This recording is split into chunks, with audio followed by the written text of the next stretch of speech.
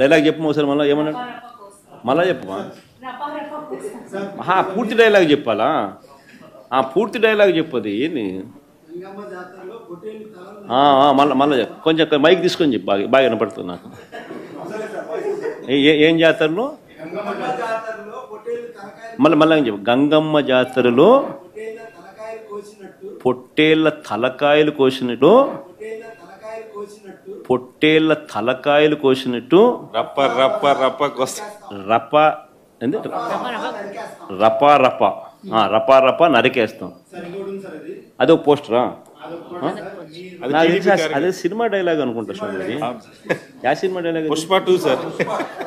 Pushpa cinema dialogue అది. మరి నువ్వే చెప్తున్నావు స్వామి. అంటే ఇప్పుడు పుష్ప సినిమా డైలాగులు పెట్టినా కూడా తప్పేనా? అసలు డెమోక్రసీలో ఉన్నామా డెమోక్రసీలో లేమా స్వామి మనం? ఇది నాకు అర్థం కాదన్నా. అంటే పుష్ప సినిమా డైలాగులు పెట్టినా తప్పే, పుష్ప ఫోటోలు పెట్టినా తప్పే, గడ్డ మిట్టనే తప్పే, గడ్డ మిట్టన్నా తప్పే. ఏంది స్వామి ఇది? ఏ ప్రపంచంలో ఉన్నాము? ఇదంతా డెమోక్రసీలో ఉన్నామా డెమోక్రసీలో లేమా? సార్ ఆ పోస్టర్ పట్టుకున్న అతను కూడా టీడీపీ కుర్రాడు సార్. అంతకుముందు టీడీపీ నాయకుడితో కలిసి దిగిన ఫోటోలు కూడా బయటకు వచ్చాయి.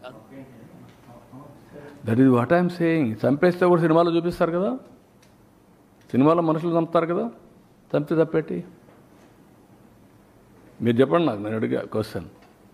అంటే ఇంక ఏంటి, నేను రేపు చేసినా చంపలేదు, తప్పలేదు, మా బాబాయిని లేపేసినా తప్పులేదు, నువ్వు అడగడానికి అంటే ఎక్కడికి పోతున్నాం మనం?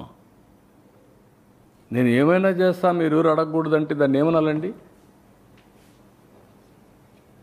అలాంటి మానసిక స్థితి నుంచి రాష్ట్రాన్ని కాపాడుకోవాల్సిన బాధ్యత మనకు లేదా?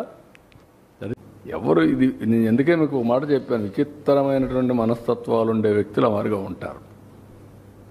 ఎవరన్నా మాట్లాడతారా? పోలీసులు తిడతారా? పబ్లిక్ని తిడతారా? మనం చెప్పి నరికేండ్రా పోయేసి అని చెప్తారా మీరు? ఏంటి ఇవన్నీ? ఎవరన్నా ఎక్కడన్నా విన్నారా మీరు? ఎప్పుడన్నా చూసారా ఈ పోకడు? ఈ రాష్ట్రంలో దేశంలో ఏ రాజకీయ నాయకుడైనా, ఏ రాజకీయ పార్టీ అయినా ఇలాంటి ఒరవడు ఉందా?